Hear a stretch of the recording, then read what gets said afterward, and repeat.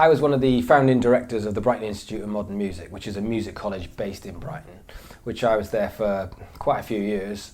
And then a couple of years back, I decided to have a new challenge and sink my teeth into something new.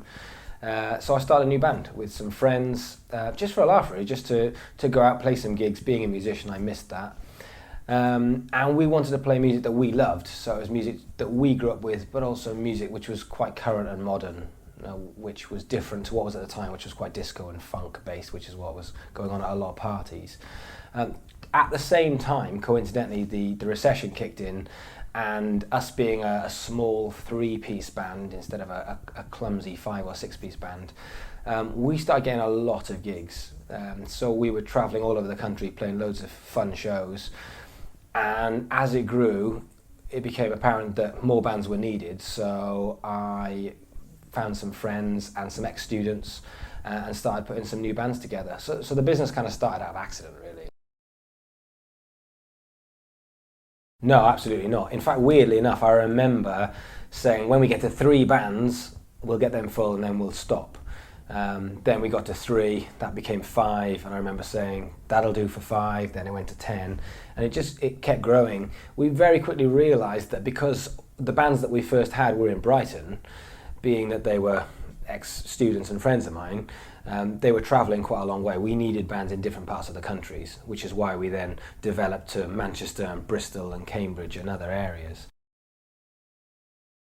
Sam came in very early on to help me with the managing of the musicians and the administrative side, because there's a lot. I mean, not only when we're building these new bands, not only do we spend a lot of time in the studio doing demos, photo shoots, video shoots, rehearsal rooms, getting them tight, I also needed someone who could do the paperwork and make sure everyone was in the right place at the right time.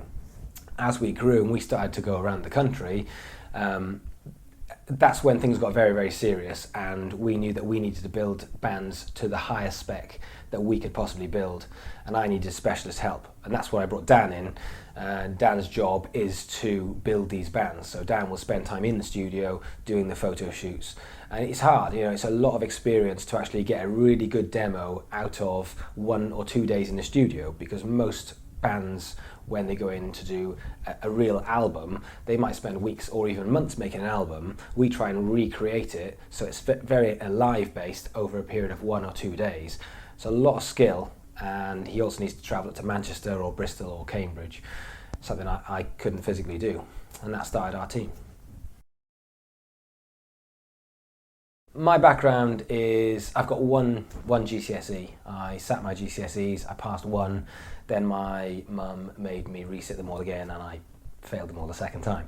So I'm not the most academic person.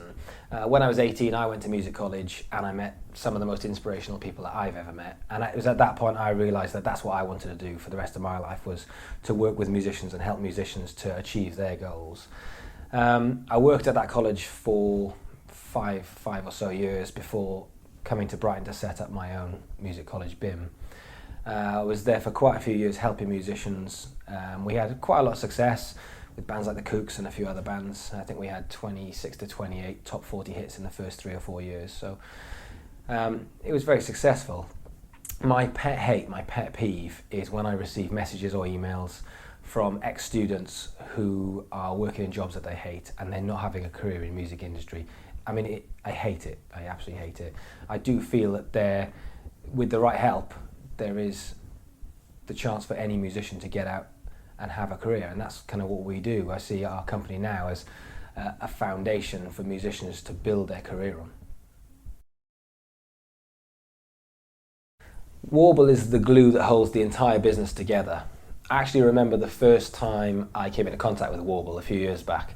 I was in PC World buying a mouse for my computer and I got a phone call from Matt from Warble asking about a gig, and I was very excited, and I didn't let on that it was our very first gig. Over a period of time we started to get quite a lot of gigs with the band, and we were working with 10 to 12 agencies.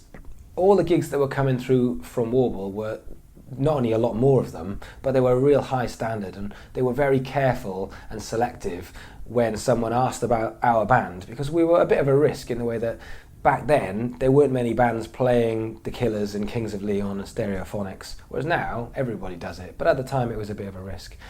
And all the gigs that we turned up with, they knew exactly what they were getting, and we knew exactly what we were turning up to. And that makes a big difference when you're a rock band turning up, that you're not going to scare anybody. Over a period of time, it got busier and busier and busier, and I called a meeting with the guys at Warble and just asked if we could be 100% exclusive with them. And now all of our bands are exclusive. So every single one of our bands goes directly through Warble. I wouldn't have it any other way. They are the best.